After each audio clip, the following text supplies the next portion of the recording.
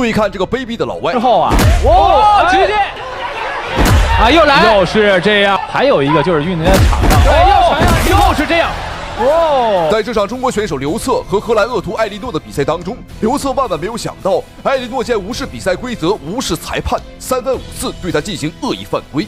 劉策作為目前我國最出色的重量級選手，也是目前中國首位世界級双冠王。在搏擊擂台上的刘策就像一個巨神兵，雙拳猶如兩把大錘，輪番一眾高手，雙腿更是化作鐮刀，讓無數英雄高手盡折腰。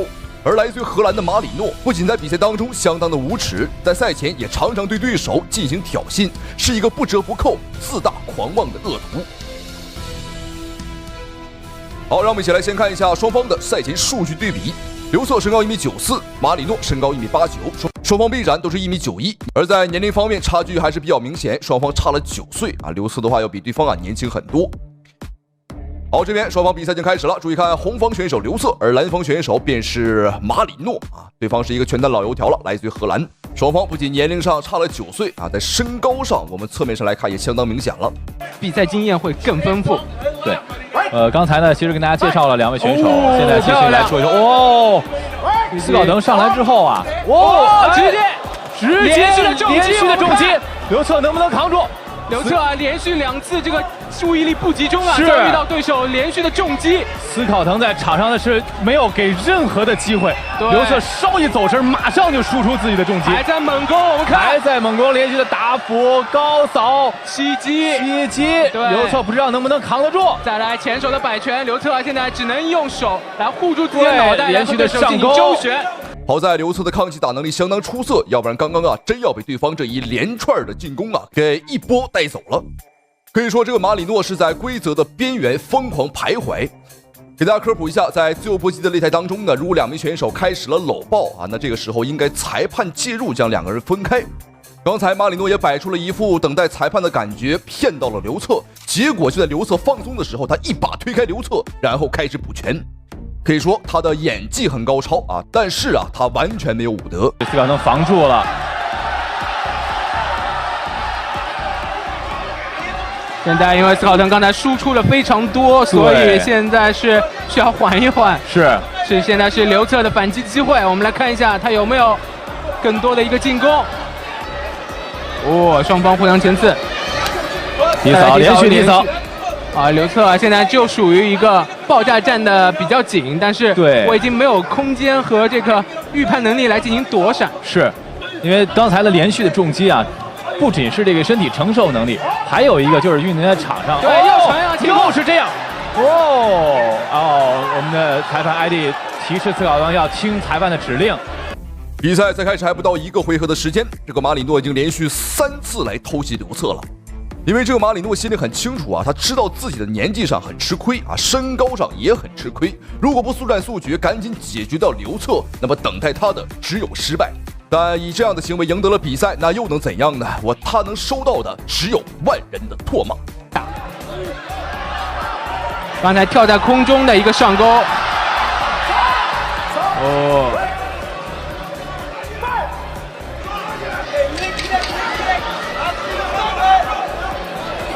好的，又是連續的左右輸出，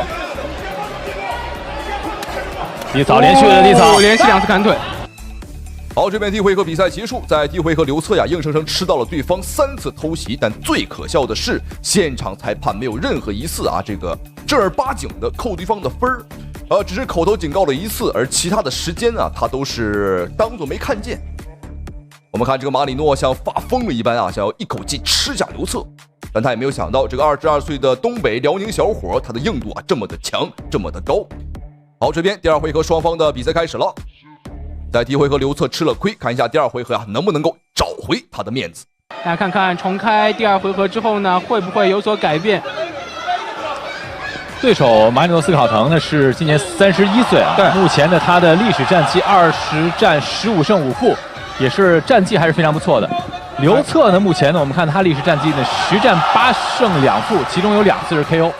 對，因為這個來自於荷蘭的這個斯考滕呢，都知道荷蘭這個是世界上平均身高最高的一個國家。對，所以出大級別的選手呢是非常的多。而他肯定能找到这个很多跟他身高相仿的这种训練的夥伴啊。對，但對於劉策來說就不是那麼回事了。劉策可能就很難找到跟自己身高相仿的這種訓練和陪練的對手了。你看上來第2回合之後，劉策穩了一些，之後其實對手並沒有能夠佔到太多的便宜。劉策可以說是目前我們中國自由搏擊領域在重磅級拳壇啊最能夠拿得出手的一個選手了。可以說劉策就是相當於我們中國籃球界的姚明啊，他的身形體型呢，在對外的時候，無論是對戰英俄美法任何一個國家的選手啊，他都不吃虧，而且大部分的時候和情況呢，我們都是佔優勢的。在這一點上啊，我們真的是看到劉策的比賽會感到發自內心的自豪。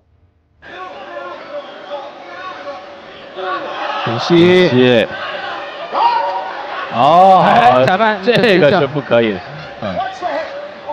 提醒是不能用頭去頂對手。是。我們看這個馬里諾斯考滕啊，是屬於這個在規則邊緣游走的選手。對，這是比賽經驗的這樣的一個情況啊。是。對於劉策來說，這場比賽應該是學到了很多。漂亮！對手後退了，我們看。劉策要抓穩自己的進攻的節奏，這個機會要抓住。對手退了，剛剛這樣有效的重擊了對手，上攻又一次。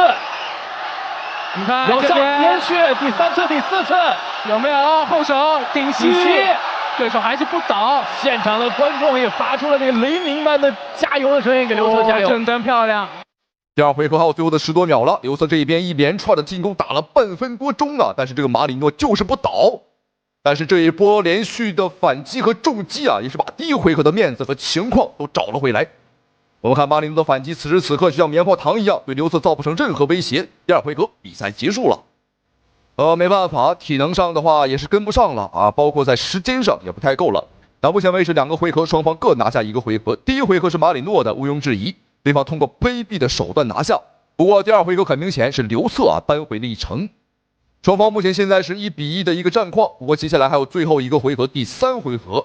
可是現在2個人的體能都到達了極限，就看誰的意志力啊更頑強了啊！到底誰更強？我們先畫一個問號，來看一下最後1個回合的對決。雙方再來第3個回合，現在感覺啊勝負的天平是處在1比1的這樣的情況。哦，斯考滕的高掃。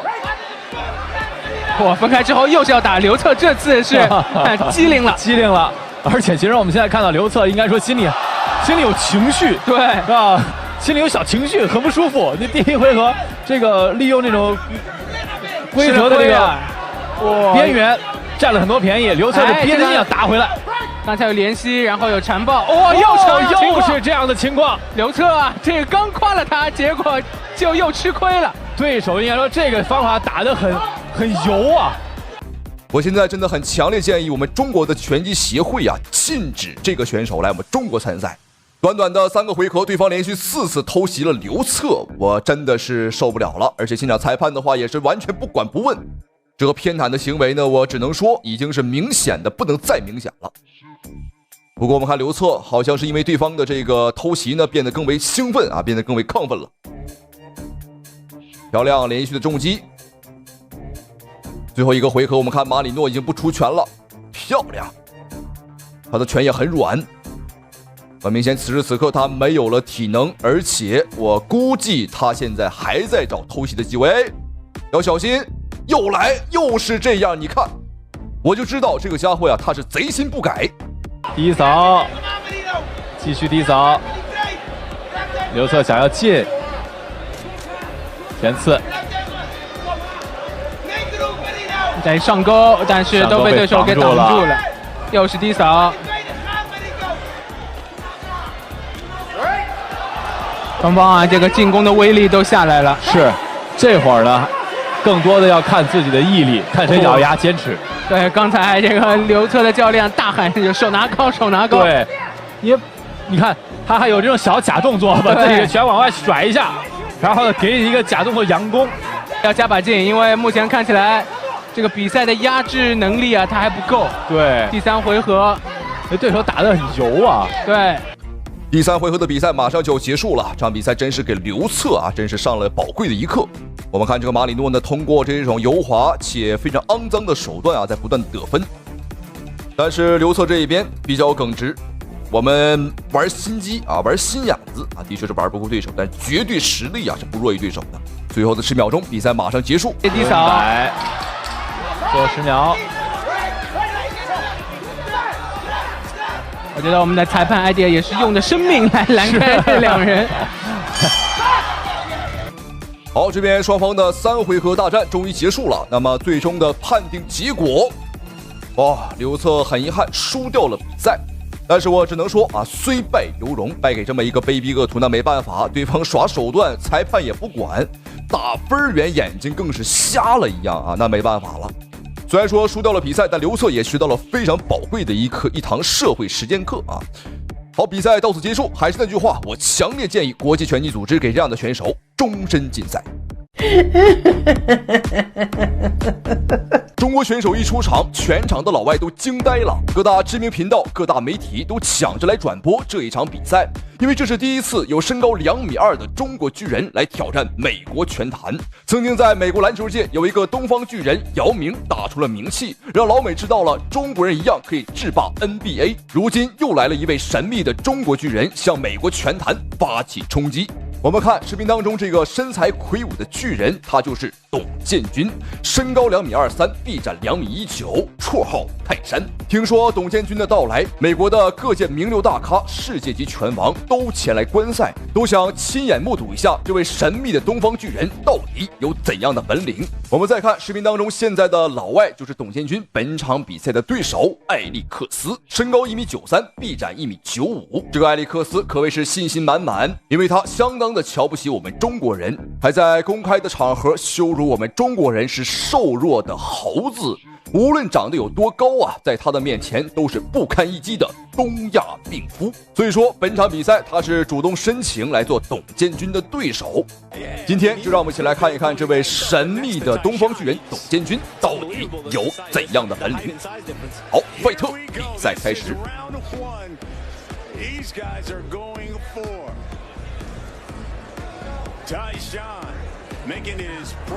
我們可以看到很明顯啊，在身形上的差距，這可不是一丁半點兒啊！董建軍高了對方啊將近30公分。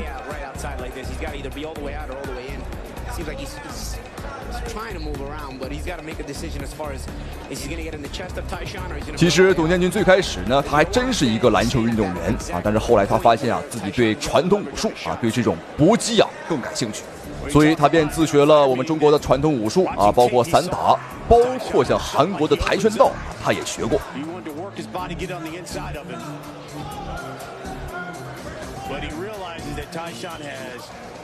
美國選手艾利克斯，他嘴巴非常的硬，但身體啊，我們看非常誠實。比賽剛一開始呢，他把這個距離啊把控得很遠啊，打得很猥瑣，很謹慎。這也是沒辦法的事情啊！一個身高2.2米的東方巨人啊，站在任何一個人的面前，我相信，都會被這種氣場所嚇到。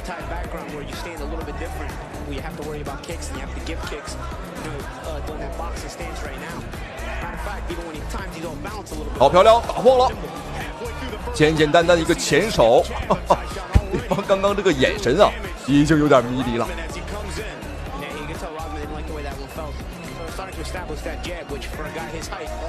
董建軍他是居高臨下，打得很舒服。好，倒了。但這一下應該是董建軍啊把對方給壓倒啊，並不是擊倒，沒有給到讀秒。幹什麼？觀眾朋友們，他把比賽要打成這個綜合格鬥嗎？他想摔董建軍，有點意思。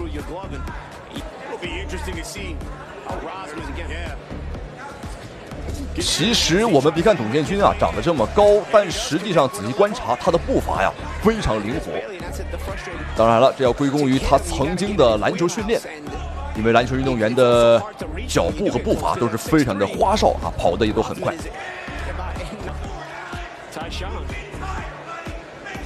哦呦，前手倒了，很清晰，這絕對是一個讀秒。好，現場裁判也完全沒有包庇對方。哇，只是一個前手，觀眾朋友們，輕輕的那麼一點啊，那麼一動，對方就倒了。我甚至感觉刚刚董建军啊，可能发力还不到30%啊，还不到30%的力，可见董建军的力气有多么的恐怖。我真的无法想象，如果董建军一会儿啊全力打出一拳，会是怎样的感觉。你看，很轻的啊，轻轻的一拳，而且刚刚这一拳也很快啊，的確是不好防。好，觀眾朋友們，第二回合已經開始。我們來看一下埃里克斯，美國選手會不會改變戰術？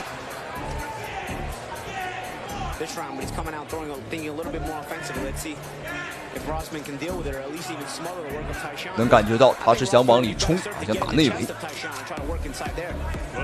哎呦，輕輕一碰，哈哈，輕輕一碰啊，又倒了，什麼情況？你要困了你就回家睡覺去啊，這個找老婆孩子睡覺去啊，別在這塊打拳了。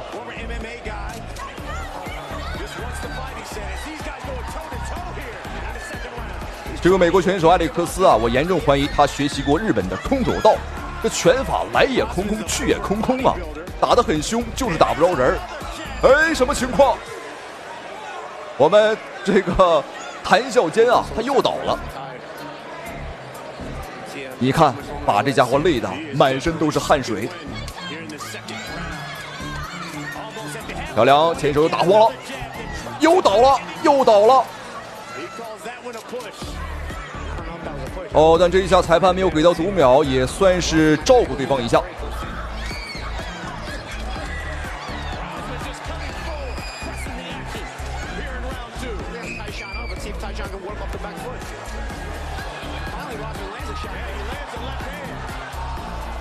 現在美國的埃里克斯啊，他已經是完全失控了啊！他知道自己呢可能在技術上打技術啊絕對打不過了，所以說便背水一戰，玩了命的啊，大力擺拳。哎呦，倒了！這一下裁判你還怎麼包庇？比賽結束，比賽結束了，觀眾朋友們，這位神秘的東方巨人，他今天讓我們見識到了他的風采。好，我們一起來看一下精彩回放，看一下董建軍這一拳啊到底怎麼回事。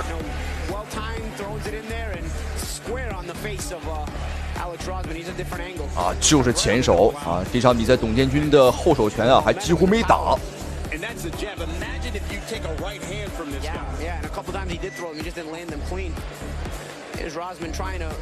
要身材有身材，要技術有技術，觀眾朋友們，這簡直就是無敵了！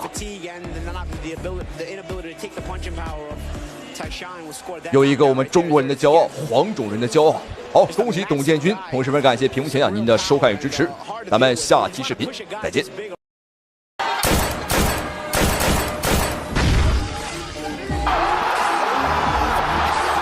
19歲詠春拳女傳人在日本擂台惹下大禍，2秒6拳打碎日本女拳王頭骨，當場打成腦癱。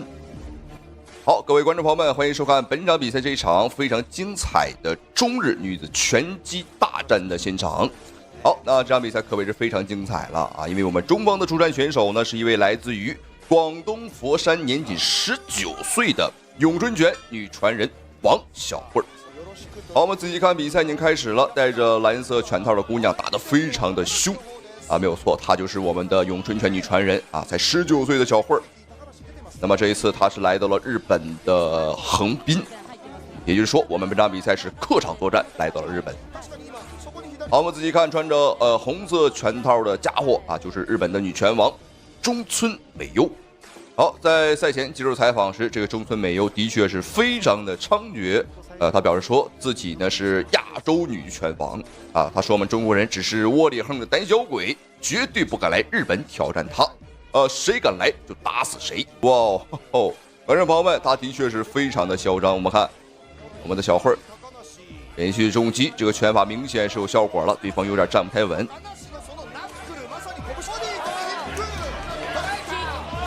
中近距離是發揮詠春拳最好的一個距離。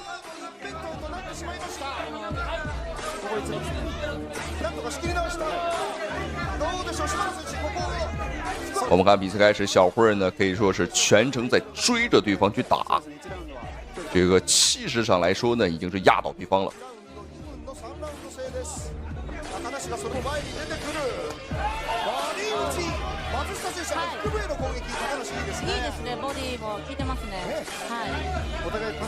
但是日本选手这个中村美优这个家伙的报价啊，双手拿得很高。我们看小辉呢也是尝试去打破对方的这个防守，的确有難度，但是沒關係，他防上面，我們打下面啊，上下齊手。そうですね、攻撃強いので。好，没有错，各位觀眾朋友們，比賽第一回合已經結束，的確是非常非常的精彩。我們的小慧把他的詠春拳啊發揮得非常的不錯。詠春拳呢是一個招式小、速度快的傳統武術啊，發源地呢也是來自於廣東佛山，並且啊，它的創始人啊本身就是一個女人。是一個女師傅啊，所以說當時有這麼一個說法啊，只有真正的女人女高手才可以把詠春拳發揮出最大的威力。實際上是這麼一個道理，因為詠春拳本身啊，它是帶一定的柔的屬性，女性的身體和她的柔韌性要更好啊，所以說呢，女性能把詠春拳發揮得更出色。好，我們看這個日本女拳王，很明顯啊，她已經被打懵了，觀眾朋友們。那麼在第一回合的話，他全程被暴打啊，幾乎是沒有任何反擊的一個機會。好，接下來看一下雙方比賽第二回合的精彩表現，精彩的對局。好，我們仔細看，我們的小慧幾乎是不做防守，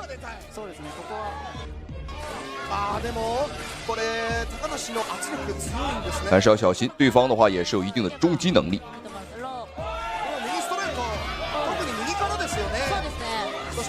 又一次疾風暴雨般的重拳，我們不斷的嘗試把對方啊壓制到某一個龍邊啊，把對方像一條狗一樣給它圈起來。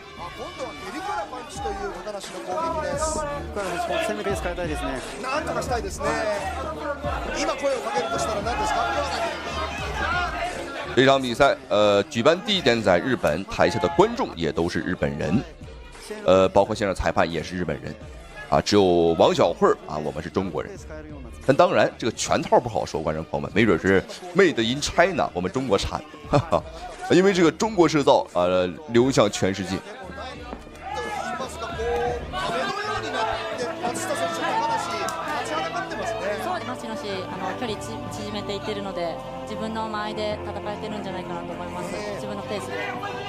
小慧才19歲啊，也就是18周歲。據說他3歲時就開始練習詠春拳，很早了。好，最後半分鐘的時間。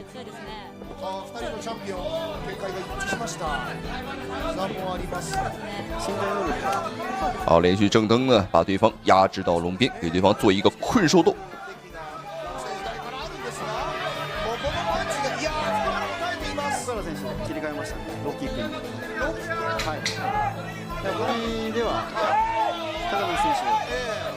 だいぶ分がいいので、そうですね、ローキックなり。好，沒有錯，各位觀眾朋友們，比賽第2回合已經結束，兩回合的大戰非常的精彩。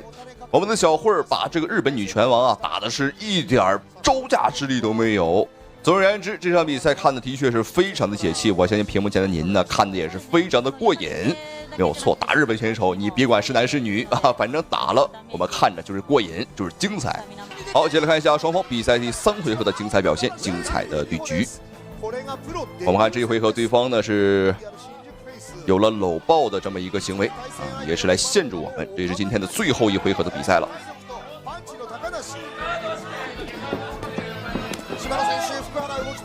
そうですね。完全に今ポイントは取られているので、取り返すつもりで前に出てほしいですね。前に出たその後何がありますかね。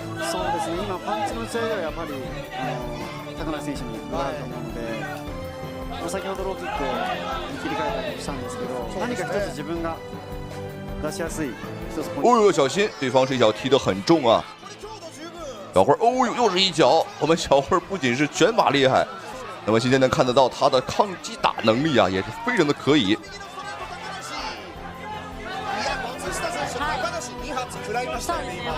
好，距離比賽結束還有最後1分鐘的時間，看一下小慧本場比賽能否去 KO 對手啊，最好是能夠 KO 他。行きたいところですね。45秒残り。さあガード上げてしっかり上下散らして。そしてやっぱり松下選手。好，连续砸击这个重拳，哎呦，什么情况？我们看日本选手啊，他整个人瘫坐在了地上，哦，裁判赶紧终止了对局。我的天哪，太快了！咏春拳真不愧是咏春拳啊，快如闪電，我們根本沒有看清楚。我們再來看一下小慧是如何擊倒對手的。我們看連續的重擊，哦喲，慢動作之下，這個拳速都這麼快，很難想象在正常速度之下看不清楚也是很正常了。好，讓我們再次恭喜。不打了，不打了，不打了 ！TKO，TKO， 廣東16歲詠春拳傳人傅涵參賽，重拳 KO 韓國女天才，嚇得韓國人趕緊扔出毛巾投降。好，各位觀眾朋友們，歡迎收看世界比武大會，走進韓國首爾站的現場。好，我們注意看左邊選手穿着灰色小背心的，便是來自於我們中國廣東佛山。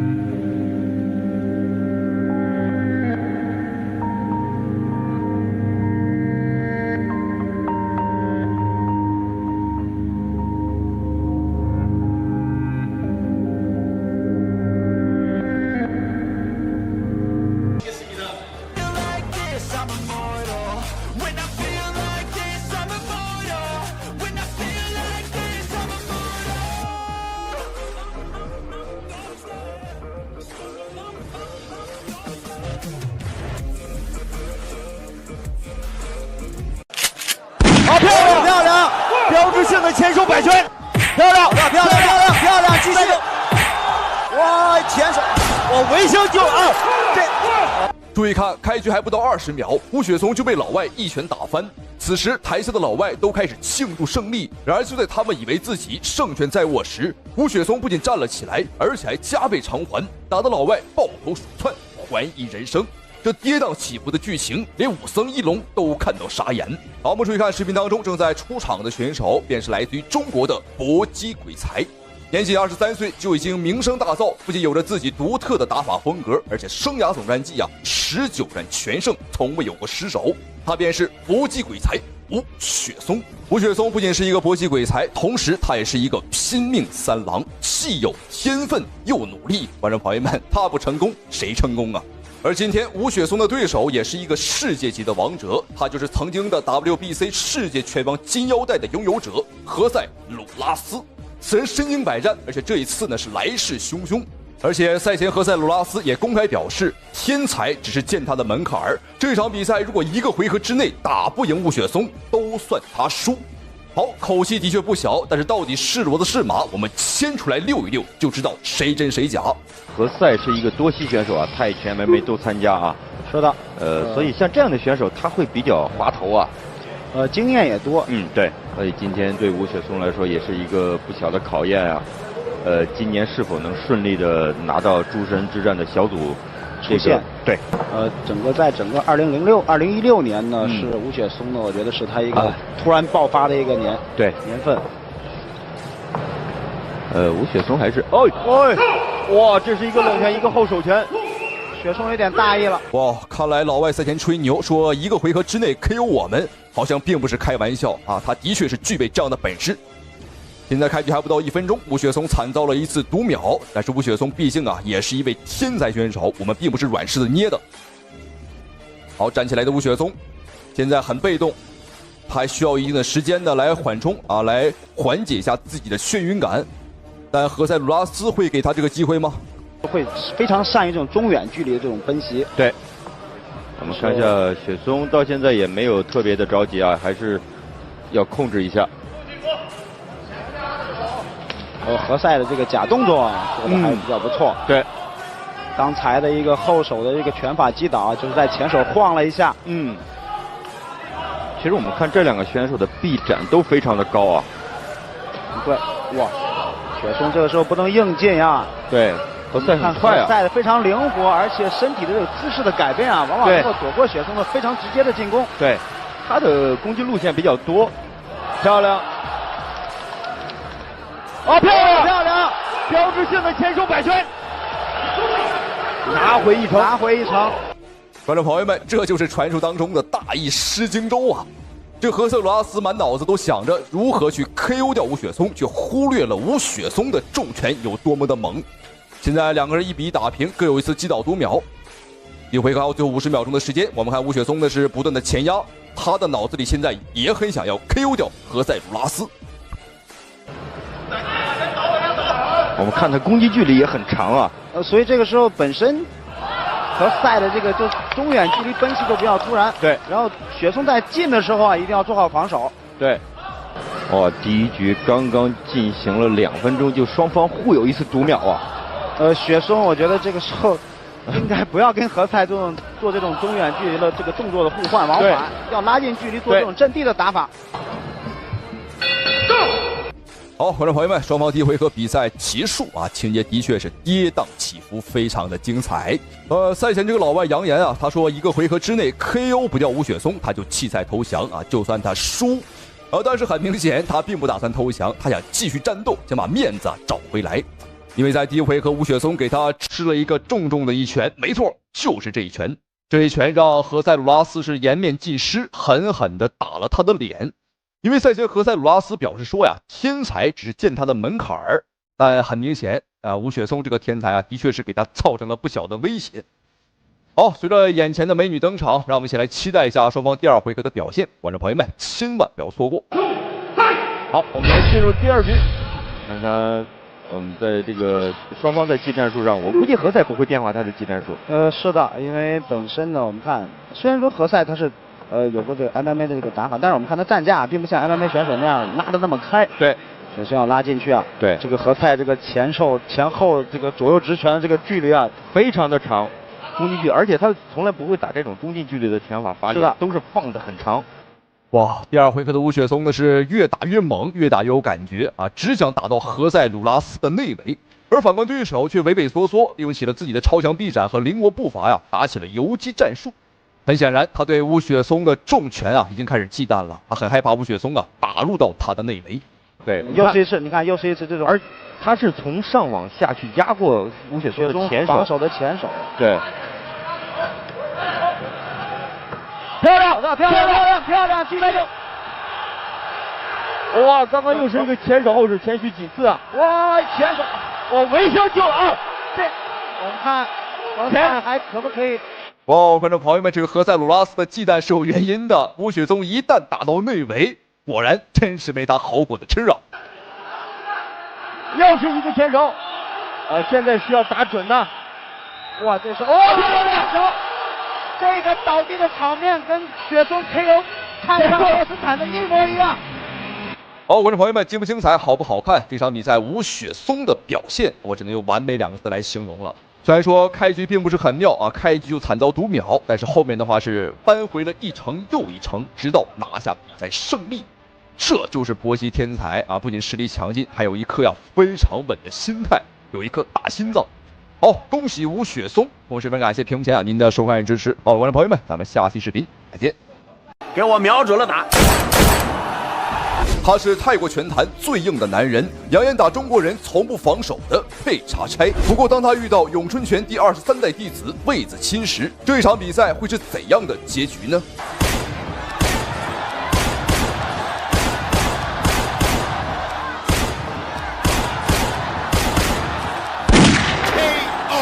我太難了。我們注意看視頻當中正在出場的選手，就是號稱泰國有史以來最硬的男人。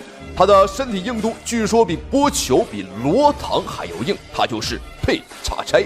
上戰績到目前為止85勝26負，他輸過贏過，但是觀眾朋友們，他就是從來沒有被 KO 過，也從沒被擊倒過。他的人生座右銘就是只要我不躺下睡覺，沒有任何一個人能把我放倒，就是這麼狂。而這一次他就更狂了，因為他聽說他今天的對手是一位年輕的中國小將，他便當眾表示打中國人完全不用防守，防守一下都是孫子。而眼前的這個瘦小伙便是佩查差今晚的對手，來自我們中國的詠春拳第23代傳人魏子欽。這個小伙將詠春拳帶到了現代搏擊擂台，而且目前為止生涯戰績26勝3負。可以說魏子欽這個小伙的出現打了很多瞧不起並且質疑我們中國傳統武術不能打的人的臉。好，閒話少說，我們比賽開始。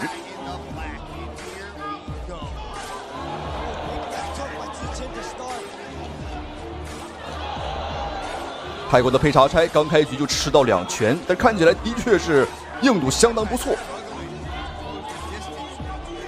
這個佩查差呢，他日常的訓練也相當變態。別人訓練都是打沙包、打沙袋或者打木樁子，而他的訓練就是被別人打。沒錯，站那不動一動不動，讓不同的人來打他。為的就是提升自己的抗擊打能力，甚至還會用這個粗鹽來搓洗自己的身體和皮膚。以提升自己的皮膚硬度。我甚至一度懷疑這個家伙是不是有什麼這個受虐傾向。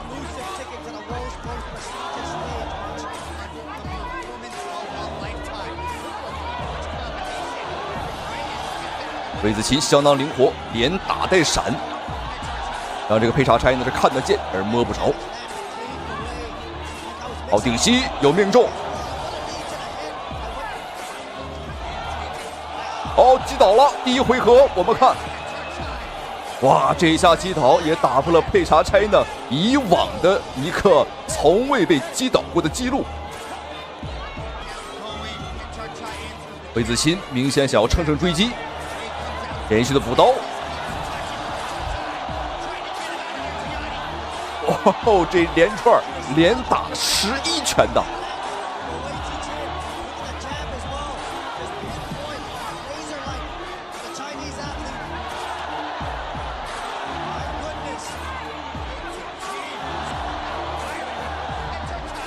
但泰國最硬的男人果然不是浪得虚名，对方这个恢復能力和抗擊打能力的確是夠變態。在這麼一連串的猛攻之下呢，還能站得住。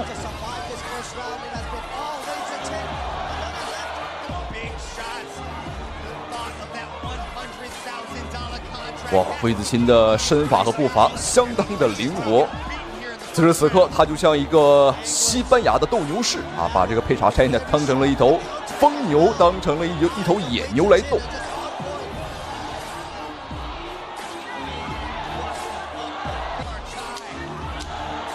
好漂亮，又是一個上勾哦，頂膝。佩查差有點上頭了。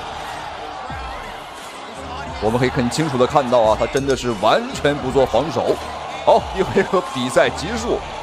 這個佩查差現在此時此刻應該是相當的憤怒，因為魏子钦打破了他從未被擊倒過的記錄。我們注意看，在第一回合，魏子钦的說不防守，還真就不防守。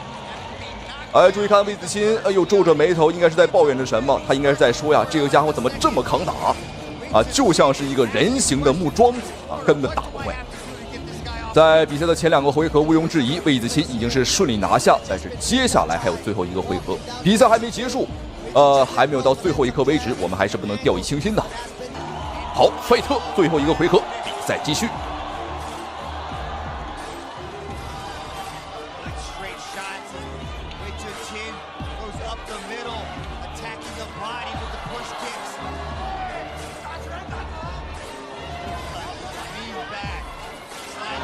魏子钦呢，他的身高比對方高了很多啊，居高臨下，所以說打得很舒服。我們能夠得到對手，而對方啊很難夠得到我們。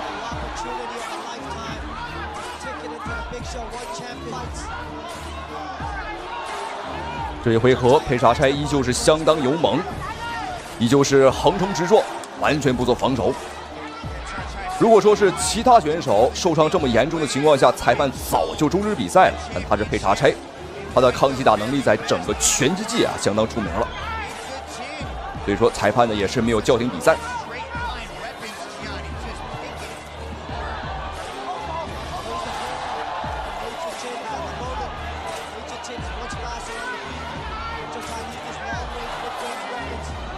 第3回合最後的1分半。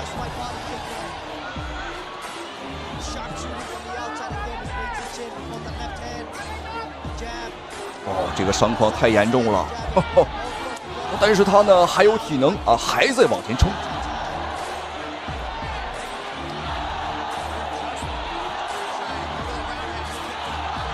所以此時此刻，這個泰國選手佩查差他唯一能贏的途徑，那就是 KO 掉魏子钦，因為在分數上雙方差的實在是太懸殊了。有可能魏子钦的有效打擊數是對方的3倍都不止。即便看不懂拳擊、不懂規則的，我相信也能看得出來。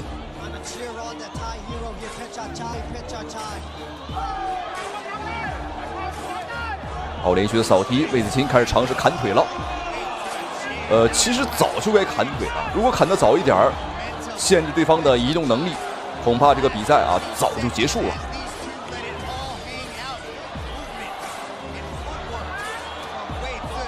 我強烈建議讓這個佩查差啊和我們中國的著名少林武僧一龍大師打上一場，2個人對着打啊，誰也別防守，看一下誰更抗揍。我相信這個比賽啊絕對會票房極高啊。好，比賽結束。這場中國詠春拳對戰泰拳的對決，比賽結果我相信沒什麼懸念啊，最終的話沒有問題，恭喜魏子钦。但當然，這個瞧不起我們中國武術、瞧不起中國人的佩查差呀，雖然說他很狂，但是他的抗擊打能力啊，的確是令人感到敬佩。好，比賽到此結束，咱們下期視頻再見。